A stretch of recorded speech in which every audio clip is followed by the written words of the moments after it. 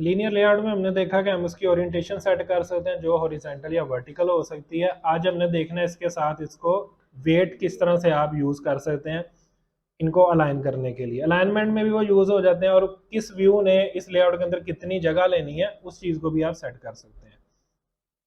तो उसके लिए जो वेट असाइन किया जाएगा वो लेआउट के अंदर जो व्यूज़ हैं उनके दरमियान आप असाइन कर सकते हैं।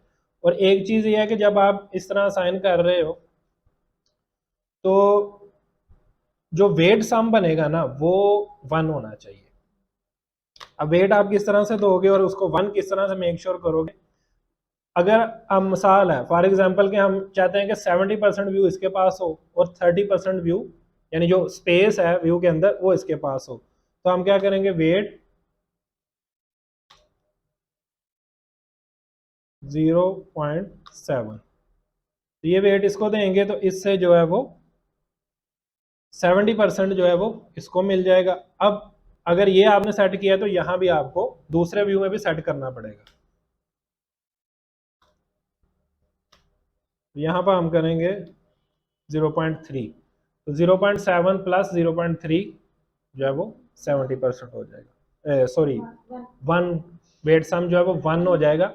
और इसी तरह आप डिवाइड कर सकते हैं, अगर आपको 60 करना है तो 0.6 कर दो। अगर 3 व्यूज हैं और इक्वली आपने डिवाइड करने हैं तो उसमें वैसे आप यूज कर सकते हो कि तीनों को 1 1 दे दो, ठीक है, उस केस में जब आपने इक्वली डिवाइड करने हैं, ठीक है, तो फिर आप 1 1 कर सकते हैं। लेकिन इसमें मसला ये है कि जैसे आप देख सकते हैं यहाँ पर टैक्स कम है तो वो लेफ्ट साइड की तरफ आ रहा है और जगह भी ये ज्यादा ले रहा है। तो अगर इस चीज को अवॉइड करना हो, एक चीज तो ये है कि आप एक तो कम्प्लेक्स व्यूज ना बनाओ, आप सिंपल से व्यूज बनाओ। और इस चीज को अवॉइड करने के लिए आप क्या करते हो, आप डिसाइड करते हो कि आपके जो बाकी के व्यूज है ना वो स्टैटिक ही रहेंगे, यानी वो ग्रो नहीं करेंगे, वो फिक्स एक ले लेंगे जो स्पेस उनको चाहिए और कोई एक व्यू उसमें से ग्रो करेगा। ठीक है, जो ग्रो करेगा आप फिर वेट भी उसी को असाइन करते हो। तो यहाँ पर हम किस तरह कर सकते हैं, आप देख सकते हैं कि यहाँ पर आपको व्हाइट स्पेस नजर आ रही है और उसने अपना 30% जो है वो इसको ले लिया।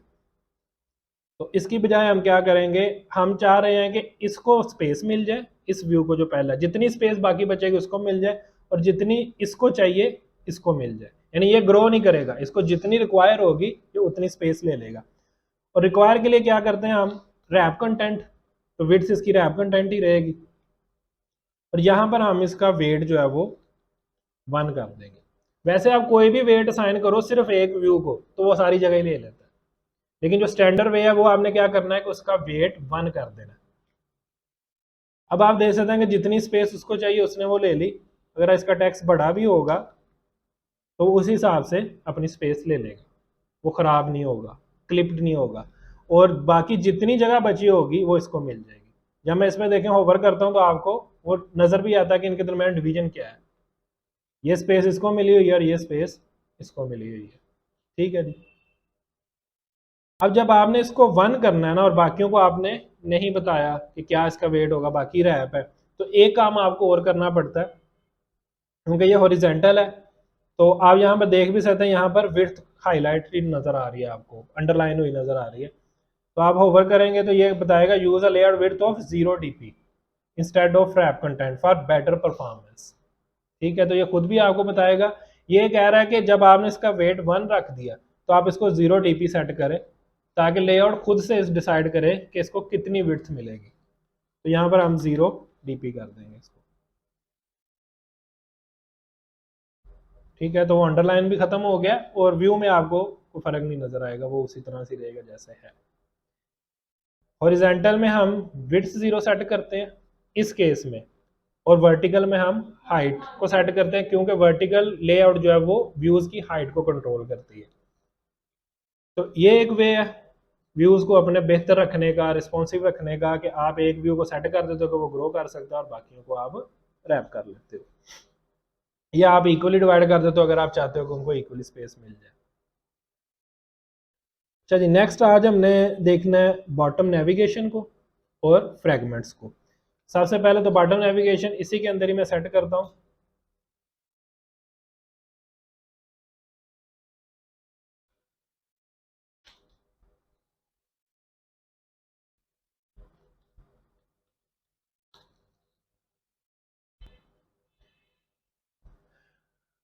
ये है जी बॉटम नेविगेशन व्यू, ये मटेरियल व्यूज में से है, तो आपको वो सिंपल इस तरह वो पूरा उसके साथ मिलेगा बॉटम नेविगेशन व्यू।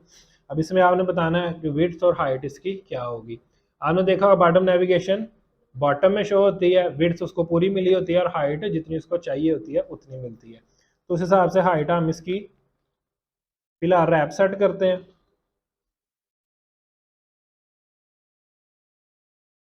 और विड्थ इसकी मैच।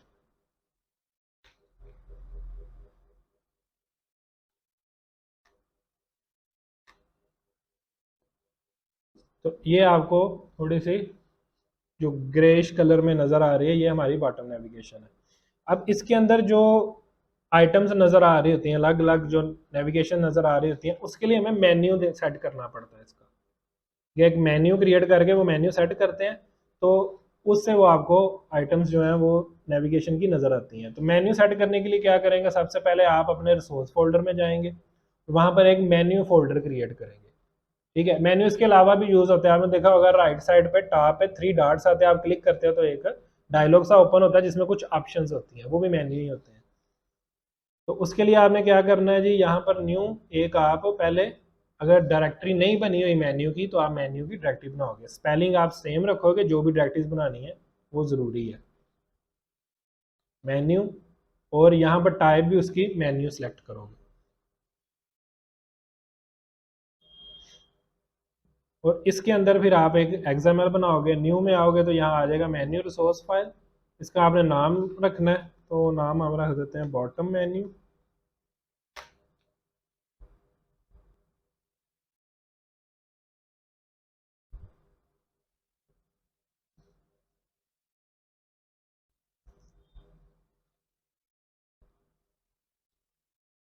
मेन्यू का टैग, अब इसके अंदर आपने जितनी भी आइटम्स रखनी है वो आप सेट करोगे, और उसका नाम भी यानी टैग भी आइटम ही है।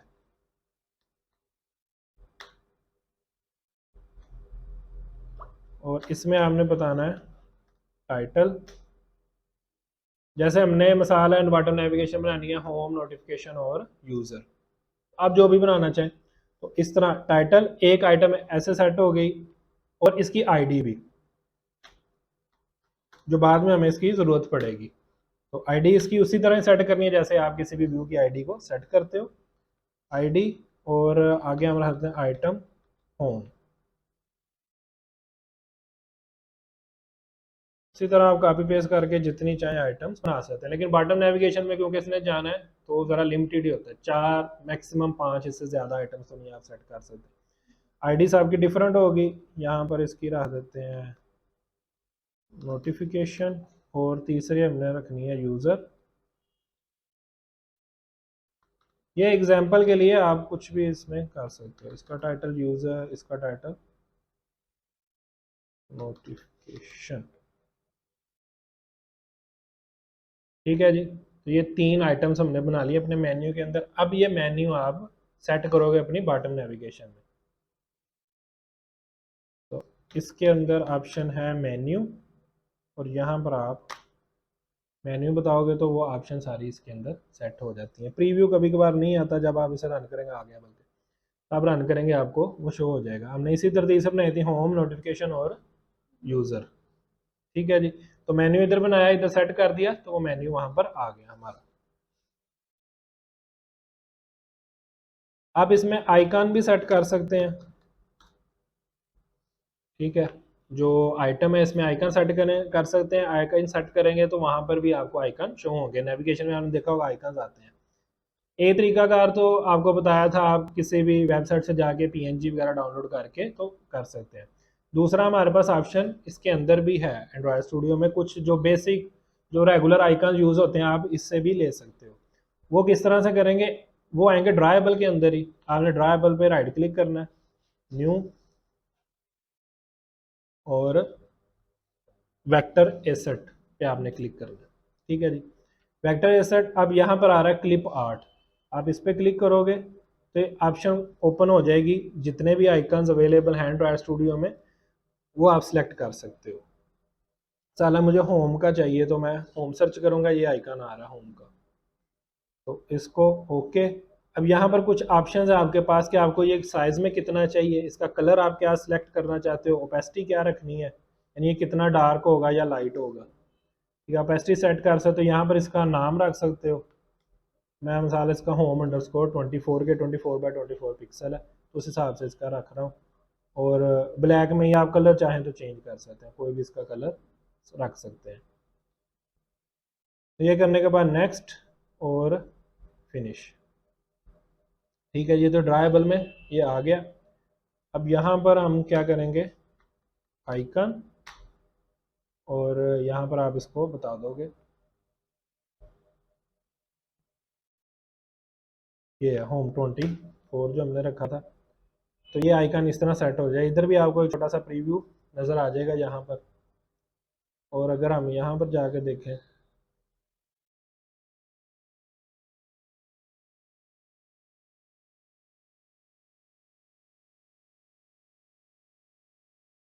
तो यहाँ पर भी हमें वो आइकन जो आपने सेट किया नज़र आ जाएगा। ये ट्रायल एंड एरर से आपको साइज़ क्या रखना है, इसकी हाइट अगर आपने कम करनी है तो वो कर सकते हैं। तो ये ट्रायल एंड एरर से आप इसको सेट कर सकते हो।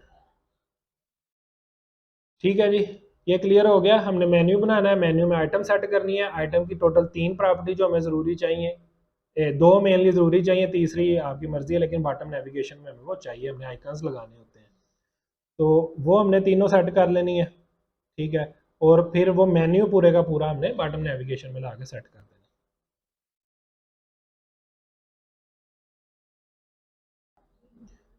नेक्स्ट हमने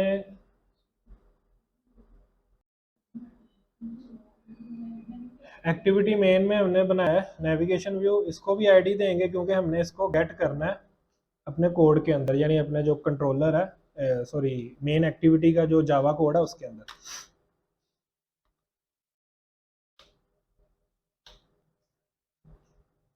तो इसका नाम बॉटम नेव आईडी जो है ये सेट कर देते हैं।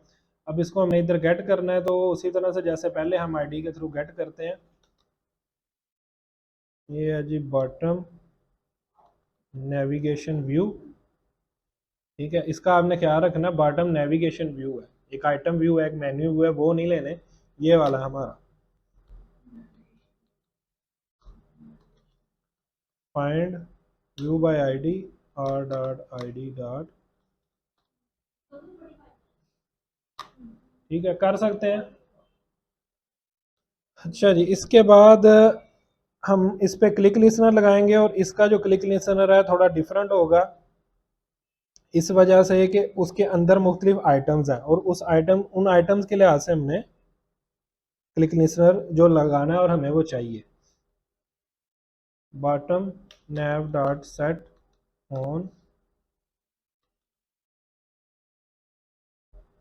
Set on item selected listener. ठीक है जी, ये लिसनर लगेगा इसके अंदर।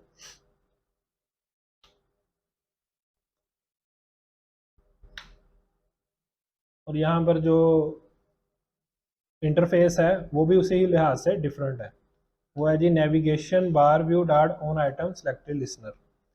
और यहाँ पर आप देख सकते हैं आपको मेन्यू आइटम मिलती है। मेन्यू आइटम जो आइटम हमने उधर बनाई थी वो मेन्यू आइटम है, तो वो जिस पे भी सिलेक्ट होगा वो आइटम का पूरा ऑब्जेक्ट यहाँ पर मिल रहा है व्यू का। यहाँ पर हम अपनी क्या लॉजिक लगाएंगे, किसी भी आइटम पे क्लिक हुआ वो इसी को कॉल करेगा। यहाँ पर हम डिसाइड करेंगे, चेक करेंगे बल्कि कि किस पे क्लिक किया गया, और वो कैसे चेक करेंगे, कंडीशंस के साथ। इफ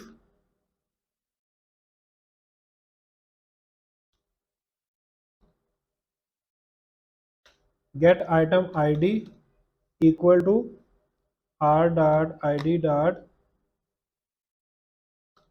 आइटम होम, उधर हमने आईडी रखी थी आइटम होम आइटम नोटिफिकेशन, तो वही आईडी हम यहाँ पर यूज करेंगे। इससे हमें पता चलेगा कि जो आइटम का ऑब्जेक्ट हमें मिला है वो कौन सा है, उसकी आईडी से हमने कंपेयर करके चेक कर लिया। इसी तरह बाकी की भी हम लगाएंगे। एल्स इफ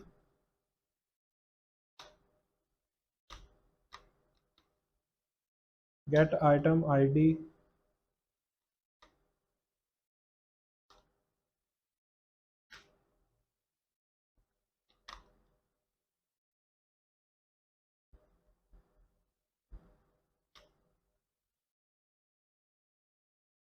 और यहाँ पर आइटम। तरतीब से फर्क नहीं पड़ता, आप ये इधर भी चेक कर सकते हो, वो एक ही बात है क्योंकि तीनों में से कोई एक ही चलनी है। ठीक है जी। तो होम पे क्या करना है वो आप लॉजिक यहाँ पर लिखोगे, नोटिफिकेशन के क्लिक पे आपने क्या करना है, और आइटम जो यूज़र के क्लिक पे आपने क्या करना है। इस वक्त हमारे केस में तो यही होगा, एक फ्रैगमेंट लोड किया जाएगा। ठीक है, जिस पे भी क्लिक हो रहा है उस हिसाब से फ्रैगमेंट लोड होगा। तो पहले फिर हम फ्रैगमेंट बना लेते हैं, क्लिक हमने सेट कर लिया, कंडीशंस लगा ली, अब फ्रैगमेंट बना लेते हैं। फ्रैगमेंट्स के लिए हम एक पैकेज पहले क्रिएट कर लेते हैं ताकि सारे फ्रैगमेंट्स हम उसमें रख लें, मिक्स ना हो सारे। तो यहाँ पर हम बना लेते हैं एक पैकेज, ये है पैकेज, और इसका नाम ये स्मॉल में ही रखना होता है, फ्रैगमेंट्स। और इसके अंदर मैं बना लेता हूँ fragment, new fragment, blank fragment. Fragment का नाम जो हमने नेविगेशन बनाई है तो होम फ्रैगमेंट इसका नाम रख देते हैं।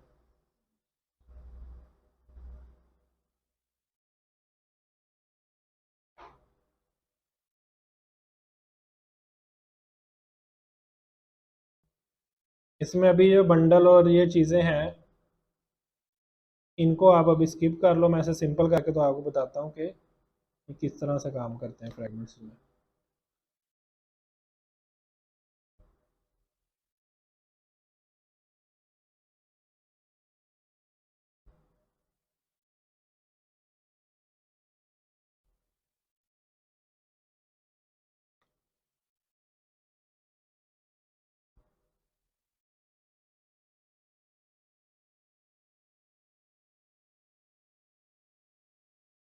रिक्वायर्ड एम्प्टी पब्लिक कंस्ट्रक्टर जो डिफॉल्ट कंस्ट्रक्टर होता है, तो ये मस्ट भी है, तो ये पहले से जब आप ऐसे क्रिएट करते हो तो ये पहले से ही आ जाएगा।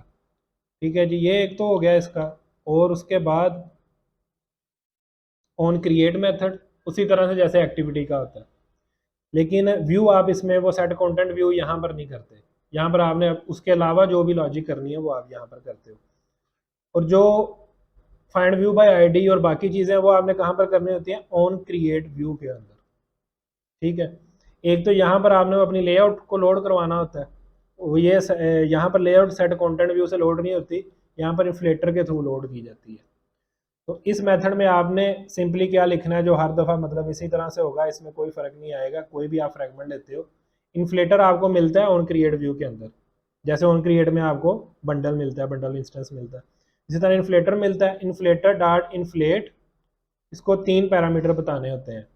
एक तो लेआउट कौन सी है, हमारे केस में फ्रैगमेंट होम ही है, कुछ और भी हो सकती है अगर आपने डिफरेंट एग्जाम्पल बनाई है। कंटेनर भी आपको इसी मेथड में मिलता है, वो कंटेनर पास कर देना है, और अटैच टू रूट फॉल्स रखना है। ठीक है, इसको हमेशा फॉल्स ही रखते हैं। तो ये इस तरह से आप जो है इसमें व्यू को रिटर्न कराते हो। ये सेट कंटेंट व्यू का जो तरीकाकार है वो यहाँ पर ही है, वहाँ पर सिंपल मेथड है, यहाँ पर आप इन्फ्लेटर के थ्रू इसको व्यू बना के देते हो। ये चीज़ क्लियर हो गई। इसमें एक चीज़ अभी जो हमने करनी है वो ये है कि इससे एक व्यू आप पहले क्रिएट करो, डायरेक्टली रिटर्न करवाने की बजाय व्यू में पहले रखो और फिर रिटर्न करो।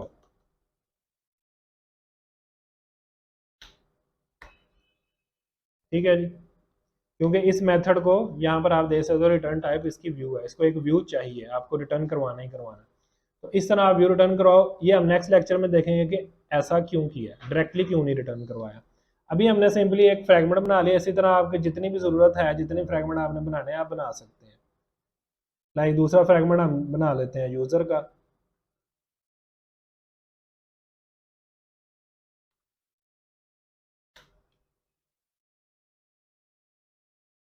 ठीक है, ये यूज़र फ्रैगमेंट बन गया। अब इन फ्रैगमेंट्स को हमने लोड करवाना है, और फ्रैगमेंट को लोड करवाने के लिए कंटेनर चाहिए होता है। ठीक है, पहले तो हम वो कंटेनर डिफाइन करेंगे, और ये सब कुछ करना किसने है, मेन एक्टिविटी ने। तो इसी के अंदर ही करेंगे, जहां पर हमने बॉटम नेविगेशन लगाई है जिस एक्सएमएल में, उसी एक्सएमएल में कंटेनर होगा ताकि वो फ्रैगमेंट वहां पर लोड हो सके।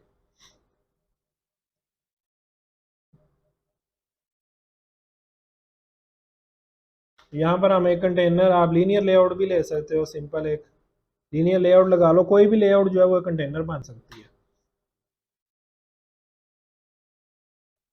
मैच पेरेंट,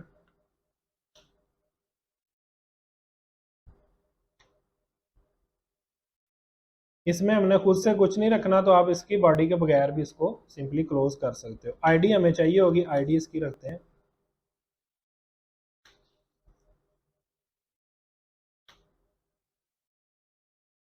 इसका नाम है फ्रैगमेंट कंटेनर ही रख देता हूँ।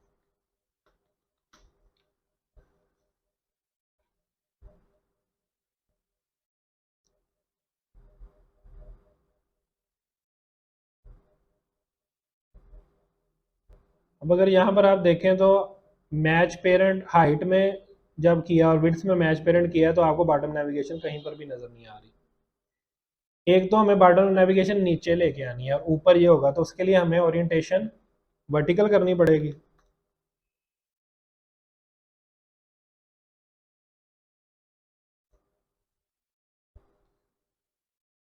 ठीक है, एक तो ये करना पड़ेगा, और दूसरा हमने क्या करना है इस केस में भी कि हम चाहते हैं ये जो लेआउट है ये ग्रो करेगी, यानी ये बाकी की जितनी स्पेस बचती है वो ले ले बॉटम के बाद। तो इसमें हम क्या करेंगे, इसका वेट 1 कर देंगे और इसकी जो हाइट है ये 0 कर देंगे। अब आप देख सकते हो नेविगेशन अब आपको नज़र आ रही है और वो बॉटम पे चली गई है, क्योंकि ये पूरे का पूरा व्यू जो है वो हो गया है, ग्रो कर गया, बड़ा हो गया।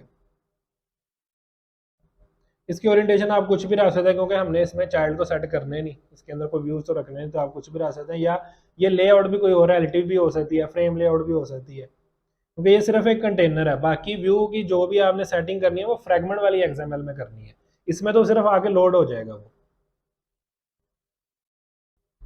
ठीक है जी, ये क्लियर हो गया, हमने एक कंटेनर बनाया और उसके नीचे बॉटम नेविगेशन आ गई। अब इस कंटेनर को यूज करके हम फ्रैगमेंट्स को लोड करवाएंगे। उसके लिए हम एक मेथड बना लेते हैं लोड फ्रैगमेंट का, जो हमें यहाँ पर चाहिए, क्योंकि वो हमें 3 जगह पर कम से कम तो इस केस में यूज करना है, तो वो बार बार लिखने की बजाय हम एक मेथड बना लेते हैं। कहीं और नहीं यूज होना तो वो प्राइवेट हो जाएगा। लोड फ्रैगमेंट, अब लोड फ्रैगमेंट है तो ज़ाहिर है इसको एक फ्रैगमेंट चाहिए होगा, एक फ्रैगमेंट पास करना होगा, फिर ये उस फ्रैगमेंट को लोड करेगा।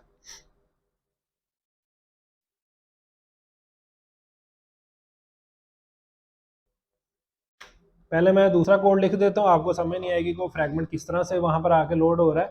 तो हम पहले सिंपल कोड लिखते हैं कि एक फ्रैगमेंट कैसे लोड किया जाएगा, फिर हम उसे फंक्शन में कन्वर्ट कर देंगे। इसके लिए हम यूज करते हैं जी एक्टिविटी का get support fragment manager dot begin transaction dot replace. अब रिप्लेस के अंदर आपने एक तो कंटेनर बताना है, दूसरा फ्रैगमेंट बताना है। तो कंटेनर की हमने आईडी क्या रखी थी, R dot I D dot fragment container, ठीक है। और दूसरा हमें यहाँ पर फ्रैगमेंट बताना है, तो हम यहाँ पर करेंगे न्यू, ये हमारा कौन सा होम वाला, तो होम फ्रैगमेंट, और डॉट कमिट। जैसे टोस में हमने देखा था कि डॉट शो एंड पे कॉल करना है, इसी तरह यहाँ पर डॉट कमिट है। अगर इसको सेपरेट करो, आप अलग अलग कर लें, तो ये टोटल इस तरह से बनता है। हमने स्पोर्ट फ्रैगमेंट मैनेजर गेट किया, ये मेथड है एक्टिविटी का, डॉट बिगिन ट्रांजैक्शन, उसके बाद हमने रिप्लेस, रिप्लेस इसलिए कि जो पहले से है उसको ख़त्म करके उसकी जगह पर दूसरा फ्रैगमेंट जो है वो लोड करेगा। कुछ भी नहीं होगा तो फिर तो वो जो आप नया फ्रैगमेंट देंगे वही लोड हो जाएगा। रिप्लेस को 2 चीज़ें चाहिए, एक तो कंटेनर, उसकी आईडी आप बताओगे कि कहाँ पर लोड करना है, और दूसरा फ्रैगमेंट, फ्रैगमेंट का ऑब्जेक्ट आप इसको पास करोगे, और डॉट कमिट से जो ये जो ट्रांजैक्शन बिगिन की है वो कमिट हो जाएगी। तो इसके थ्रू हम होम फ्रैगमेंट जो है वो आपका लोड हो जाएगा। इसी को आपको सारे को कॉपी करना पड़ेगा, नोटिफिकेशन के लिए भी, यूज़र के लिए भी। तो इसकी बजाय हम एक मेथड बना लेते हैं लोड फ्रैगमेंट का।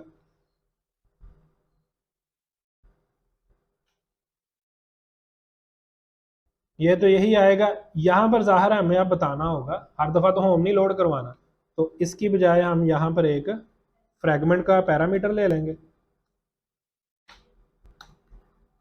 फ्रैगमेंट, और यहाँ पर वो फ्रैगमेंट बता देंगे।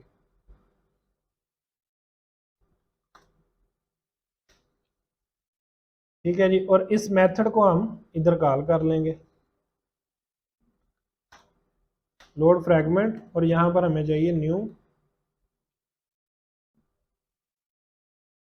होम फ्रैगमेंट, और यहाँ पर आप न्यू यूज़र फ्रैगमेंट। ठीक है जी, तो वो बार बार लिखने की बजाय हम उस मेथड को यूज़ कर सकते हैं। अब एक चीज़ आप देखें कि यहाँ पर भी, यहाँ पर हमने होम फ्रैगमेंट या यूज़र फ्रैगमेंट नहीं बताया, हमने उसकी पेरेंट क्लास बताई है। इनहेरिटेंस से हमने, यह पॉलीमॉर्फ करेगा ना, जो भी ये रन टाइम पे उसको फ्रैगमेंट दिया जाएगा वो उस हिसाब से काम करेगा, उसी की लेआउट को लोड करवाएगा। ठीक है, उसी के ऑन क्रिएट व्यू जो मेथड कॉल करके जो लेआउट लोड करवाता है उसी को करवाएगा। तो ये असल में पॉलीमॉर्फिज्म है, जनरलाइजेशन है, कि हमने यहाँ पर पेरेंट का इंस्टेंस बताया, और इसको अब आप कोई भी चाइल्ड दे सकते हो। यहाँ पर हमने यूज़र फ्रैगमेंट पास किया, यहाँ पर हमने होम फ्रैगमेंट पास किया, तीसरा फ्रैगमेंट हमने बताया नहीं, उसी तरह से नोटिफिकेशन फ्रैगमेंट आप बनाओगे और वो यहाँ पर पास कर दोगे। एक लास्ट चीज़ रह गई, यहाँ से रिटर्न फॉल्स हो रहा है, फॉल्स की बजाय आपने ट्रू रिटर्न करना है। अगर आप ट्रू रिटर्न नहीं करते तो मेन्यू में से जिस पे भी आपने यूज़र ने वो टच करेगा ना, वो सिलेक्टेड शो नहीं होगा। जब ट्रू रिटर्न करोगे फिर वो सिलेक्टेड शो होगा, वो हाईलाइट हो जाता है, उसका कलर थोड़ा सा चेंज हो जाता है बाकियों से, तो इसलिए यहाँ से हमने ट्रू ट्रू रिटर्न करवाना है। ठीक है जी, ये क्लियर है? इस पर कोई क्वेश्चन, कोई कंफ्यूजन? मैं एक दफ़ा दोबारा रिपीट कर देता हूँ कि हमने किया क्या क्या है। सबसे पहले तरतीब से देखते हैं, हमने जो एक्टिविटी मेन, हमारी जो एक्टिविटी है, जो भी एक्टिविटी हो हमारी मेन एक्टिविटी है, उसमें उसकी XML में हमने एक कंटेनर बनाया, उसको बाकी सारी जगह दे दिया, यानी ग्रोएबल बना दिया उसको, और एक बटन नेविगेशन जो व्यू है वो लगाया। ठीक है, बटन नेविगेशन विड्थ में फुल है, मैच है, और रैप है हाइट की तरफ, तो जितनी उसे रिक्वायर होगी उतनी वो हाइट ले लेगी। इसको हमने लेआउट जो वेट है वो 1 दिया, तो जितनी बाकी स्पेस बचेगी बॉटम नेविगेशन के बाद वो सारी इसको मिल जाएगी। ठीक है जी, इतना हमने किया। अब बॉटम नेविगेशन के लिए हमें मेन्यू चाहिए होता है ताकि वो नेविगेशन आइटम्स शो हो इसके अंदर, तो वो हमने एक मेन्यू क्रिएट करके उसमें जो सेटिंग करनी थी, जो टाइटल रखने थे, वो हमने सेट कर दिया। इसके बाद अब काम आ जाता है मेन एक्टिविटी का।